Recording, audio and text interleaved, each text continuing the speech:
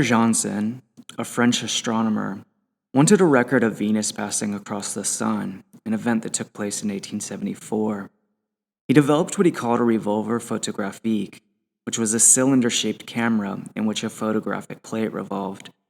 The camera automatically took pictures at short intervals, each on a different segment of the plate. The result, photographed by Janssen in Japan, was not yet a motion picture, but it was a step in that direction, and it gave ideas to others. About the same time, English-born Edward Muybridge was doing experiments sponsored by Leland Stanford, the former governor of California. Stanford, who was a horse breeder, sensed that the devices used by his trainers to improve gait and speed were based on imprecise knowledge of how the horse actually ran. Muybridge, who was already a celebrated photographer, undertook to provide data. He placed a series of cameras, at first 12 and then later several times that many, side by side along the track. From these cameras, parallel threads ran across the track. A horse galloping through them clicked the cameras in swift succession. The photos gave information on each stage of the gallop. The study of animal motion became an obsession for Muybridge. By 1880, he had learned to project sequences of his photos with an adaptation of the magic lantern, and thus to present a galloping horse on a screen at various possible speeds. The results were eye-opening to many who saw them. Muybridge had foreshadowed a crucial aspect of the documentary film, that is, its ability to open our eyes to worlds available to us, but for one reason or another, not yet perceived. Muybridge applied this technique to numerous animals and later to men and women, athletes, dancers, and others, sometimes photographed in nude sequences. He's often evoked the poetry of ordinary, familiar actions. The celebrated French physiologist Etienne Jules Marais followed the work of Janssen and Muybridge with intense interest. Having seen a Muybridge galloping horse projection, Marais wanted to do something similar with bird flight, but birds could hardly be made to trip a series of threads on a pre-selected route. So Marais followed Janssen's lead, devising a fusil photographique, or a photographic gun, with which he could follow a bird in flight while shooting at split-second intervals. At first, as in Janssen's camera, the photos were successive images on the same glass plate, but in 1877 he switched to strips of photographic paper, and the following year to celluloid strips, putting 40 images on one strip. Besides birds in flight, he shot such phenomenon as a cat falling backwards from a height and landing on its feet. He too learned to project the results on a screen, and he was approaching motion picture technology, but his embryo documentaries were scarcely 3 or 4 seconds long. Georges Demeny, who began as an assistant to Marais, was especially interested in problems of the deaf. He felt deaf people could be taught to lip read and perhaps even to speak if they could see over and over the characteristic mouth movements connected with sounds. So, in 1892, with his own adaptation of Marais' equipment, he began to shoot and project close-ups of mouths articulating short phrases. Again, an experimenter with special interests provided intimations of things a documentary film might be and do.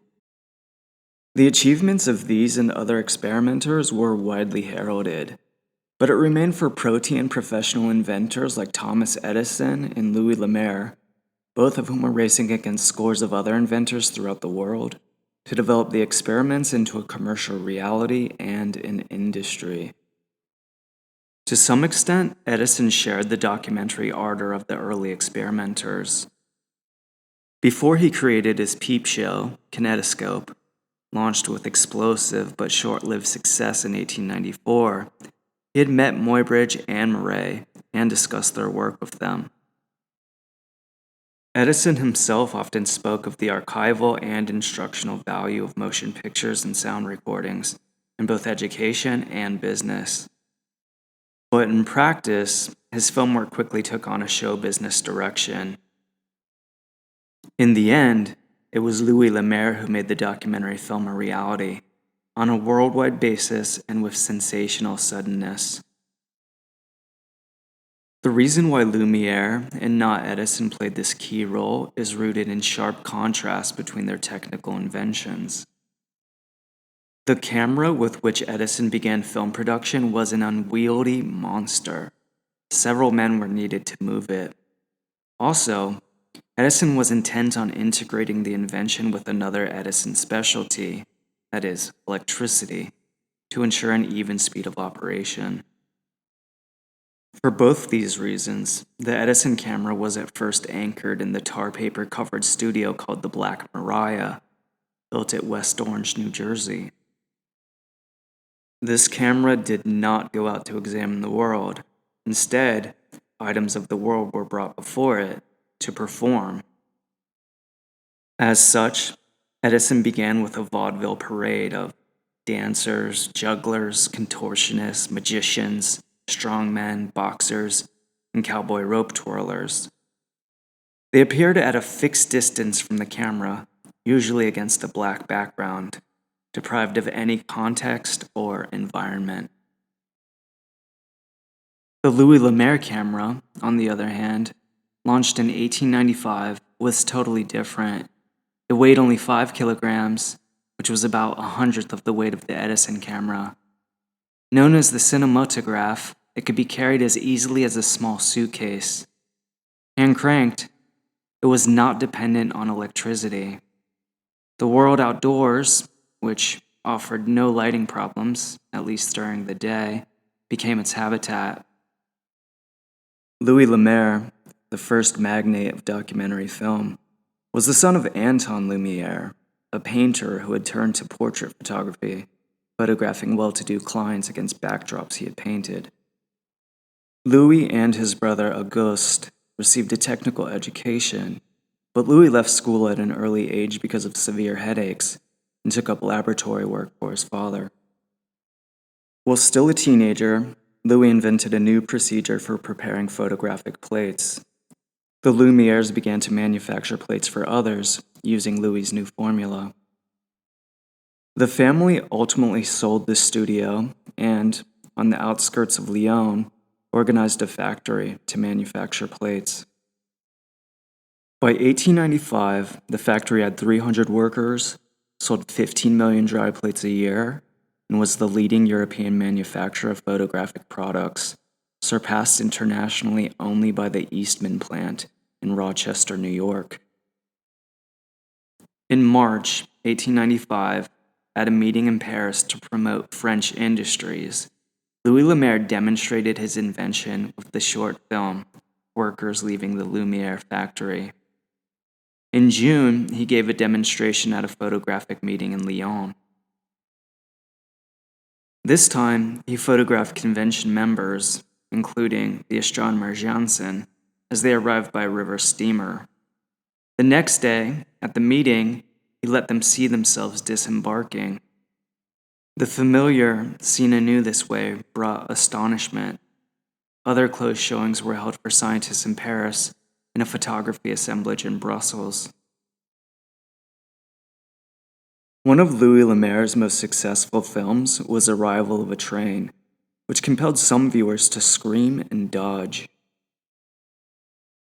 As we see passengers leave the train, some pass close to the camera, seemingly unaware of it. The use of movement from a distance toward the viewer and the surprising depth of field in the sequence offered audiences an experience quite foreign to the theater and different from anything in the Black Maria performances. While a few of these early films involved deliberate performances for the camera, such as feeding the baby and watering the gardener, most were actuality items. None used actors. Louis Lumiere rejected the theater as a model for motion pictures. He presented instead a panorama of French life that grows more fascinating as the years recede. These include fishermen in their nets, a boat ride, swimmers, firemen at work, men sawing and selling firewood in a city street, a bicycle lesson, a demolition of a wall, children at the seaside, a blacksmith at work, a potato sack race at a Lumiere employee's picnic. The events are small, but vivid. Meanwhile, operators filmed new items and soon announced a change in program with local events. The filming of these was done as publicly as possible. The idea was to lure people to the shows in the hopes of seeing themselves, which they sometimes did. In any event, the local items were often the high spot of the run. In Spain, arrival of toreadors. In Russia, the coronation of Nicholas II. And in Australia, the Melbourne races, all 1896 products. To local audiences, they seemed ultimate proof that the cinematograph was no trick. The arrival of such material from abroad rapidly enriched the catalog, so that operators went forth with increasingly international assortments. The Lumiere program, shown at Proctor's Pleasure Palace in New York City in March 1897, included a gondola scene in Venice, 59th Street opposite Central Park, a scene near South Kensington, London, a snow battle at Lyon, France, and the Bath of Minerva at Milan, Italy. For wandering operators, improvisation became a habit. Because they hand-cranked in shooting and projection, they quickly learned the uses, such as comic, dramatic, or symbolic, of slowed or speeded motion. During projection, a sequence could also be reversed for amusing or meaningful effect. This device was used early in the Salon Indien. A wall was raised, then put itself together again. This became a standard feature of cinematograph showings.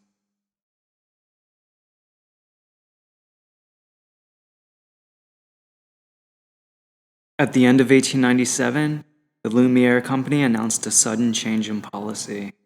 The company would discontinue its world demonstration tours and would instead proceed to sell its equipment to anyone who wished to buy. The Lumieres would thenceforth concentrate on the manufacture and sale of cinematographs, raw film, and films in the Lumiere catalog. A strange and dizzying chapter had come to an end. In Sweden, where the Lumiere opening run had lasted more than a year, Alexandre Promio taught cinematography in 1897 to Ernest Florman. Florman, the son of a court photographer, became Sweden's first cinematographer. The Danish royal photographer, Peter Elfelt, had visited Paris in 1896 and had tried to buy Lumiere equipment but had been refused. He, however, managed to have similar equipment built by a Copenhagen master mechanic and began film production and showings. Early projects dealt with Greenland dogs, street scenes, and royal ceremonies. In England, former Lumiere operator Felix Meswich went to work for Charles Urban, who had come to London as an Edison representative. His company soon became one of England's most productive enterprises, specializing in documentary films.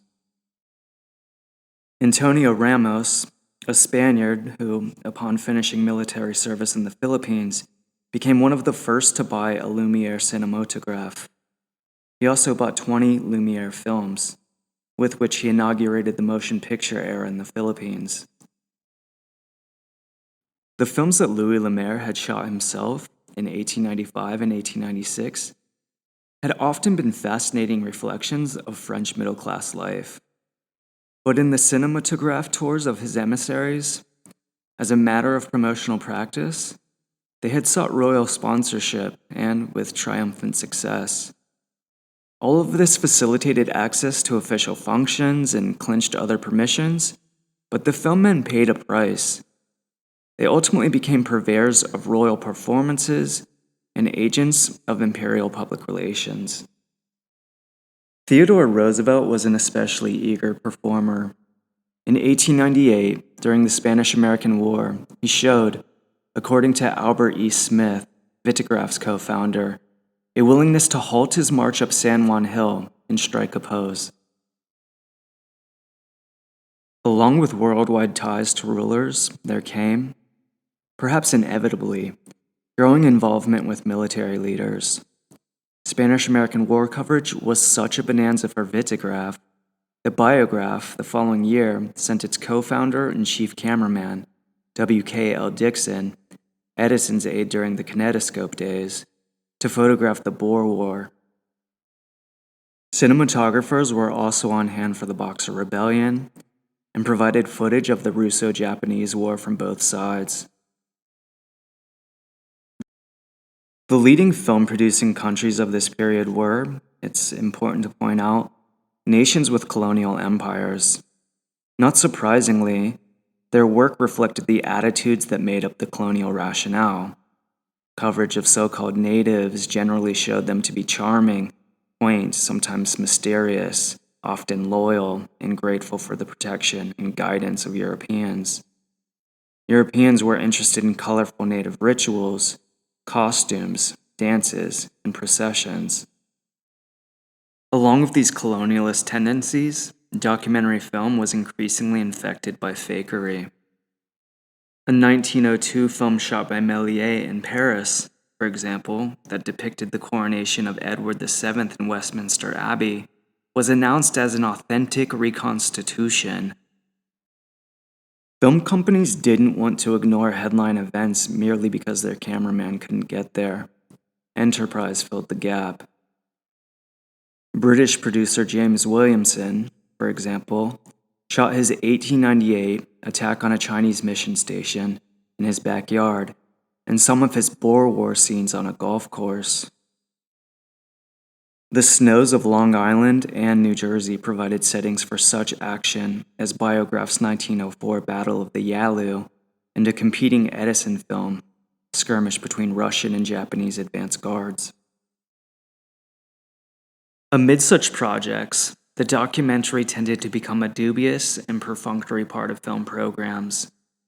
The rise of multi-reel fiction films, and then of film stars, downgraded it even further.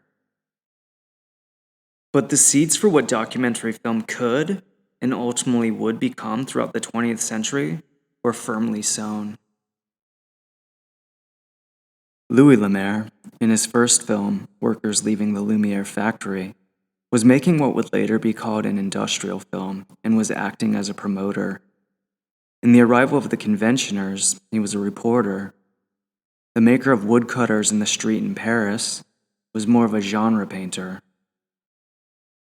In the works of many Lumière operators, such as the panoramas of Venice and other cities, and the later Coolies at Saigon, we see the documentarist as a travel lecturer. In films of the Charles Urban Bioscope Expeditions, a series launched in 1903 to depict remote areas, we see the documentarist as popular educator. Urban assumed a similar function in science with his microbioscope series, Unseen World, launched in 1903, and including items such as cheese mites. Of course, none of these functions can be neatly separated. They never occur separately. The documentarist is always more than one of these, yet on different occasions, at different moments in history, the documentarist tends to bring different functions to the fore. This was true in the first decade of documentary history, and it remained true in later decades.